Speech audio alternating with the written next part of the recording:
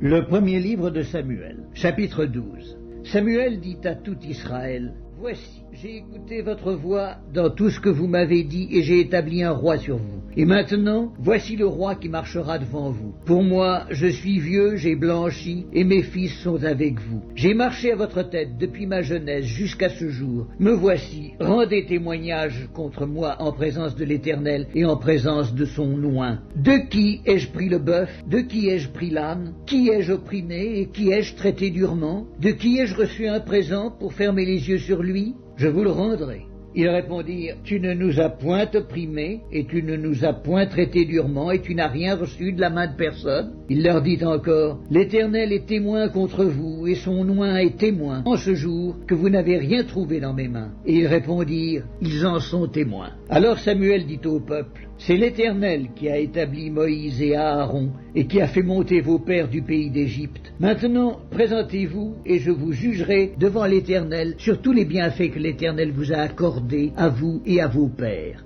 Après que Jacob fut venu en Égypte, vos pères crièrent à l'Éternel, et l'Éternel envoya Moïse et Aaron, qui firent sortir vos pères d'Égypte, et les firent habiter dans ce lieu. Mais ils oublièrent l'Éternel leur Dieu, et il les vendit entre les mains de Sisera, chef de l'armée de Hatzor, entre les mains des Philistins et entre les mains du roi de Moab, qui leur firent la guerre. Ils crièrent encore à l'Éternel et dirent, « Nous avons péché, car nous avons abandonné l'Éternel, et nous avons servi les Baals et les Astartés. Délivre-nous maintenant de la main de nos ennemis, et nous te servirons. » Et l'Éternel envoya Jérub-Baal, et Bedan, et Jephthé, et Samuel, et il vous délivra de la main de vos ennemis, qui vous entouraient, et vous demeurâtes en sécurité. Puis, voyant que Nachash, roi des fils d'Ammon, marchait contre vous, vous m'avez dit, « Non, mais un roi régnera sur nous. » Et cependant l'Éternel, votre Dieu, était votre roi. Voici donc le roi que vous avez choisi, que vous avez demandé. Voici, l'Éternel a mis sur vous un roi. Si vous craignez l'Éternel, si vous le servez, si vous obéissez à sa voix, si vous n'êtes point rebelle à la parole de l'Éternel, vous vous attacherez à l'Éternel, votre Dieu, vous et le roi qui règne sur vous. Mais si vous n'obéissez pas à la voix de l'Éternel, et si vous êtes rebelle à la parole de l'Éternel, la main de l'Éternel sera contre vous, comme elle a été contre vos pères. Attendez encore ici, et voyez le prodige que l'Éternel va opérer sous vos yeux. Ne sommes-nous pas à la moisson des blés? J'invoquerai l'Éternel, et il enverra des tonnerres et de la pluie. Sachez alors, et voyez combien vous avez eu tort aux yeux de l'Éternel de demander pour vous un roi.